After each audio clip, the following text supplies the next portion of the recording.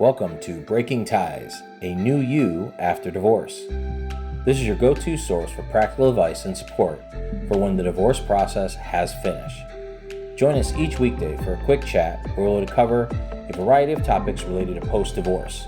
Together, we'll explore the emotional, financial, and legal aspects of life after divorce and help you find the best path forward for you and your family. Here's your host and Certified Divorce Financial Analyst professional, Mike Fulkerson. Hello and welcome to Breaking Ties, a new you after divorce. I'm your host, Mike Fulkerson, financial advisor and certified divorce financial analyst professional.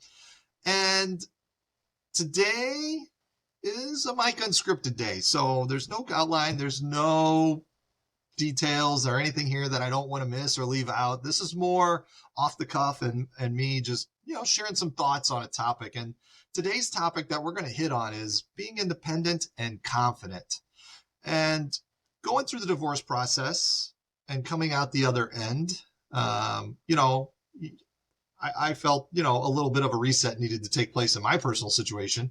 And I think that's fairly common with most people, especially, if you're the parent moving out. I mean, you've got no choice but to be independent kind of thing. But you also need to take charge and be confident in that independence. So what are some things, that come to mind that you can do and such? Well, one is just one step at a time, one day at a time, getting on your feet in the beginning, getting adjusted to your new environment if you happen to be the spouse that moved out, and really embracing the opportunity of having the freedom.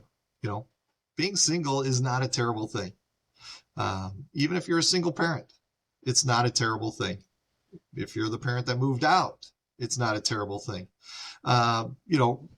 Being independent is all about you get to make all the choices. There's no having to think of really anybody else but yourself in that situation.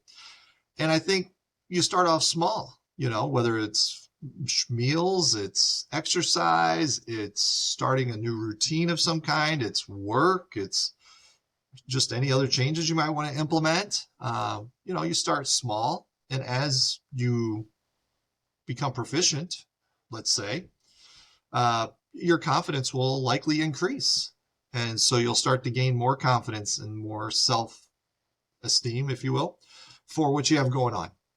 And that's important because after divorce, especially if you have kids, you want them to see you in your best light. It may not be what they saw in the marriage because of how the marriage was as a relationship. But being independent, you get to show them that, hey, I was an equal part of the relationship too. I can make decisions on my own. I can do things that you need done. And I'm here as your mom or dad. No different than when we all live together. So I think you want to be able to portray that kind of confidence to your kids to let them know that, hey, even if things don't work out, that's all right. You'll be okay. Look at me. I'm okay.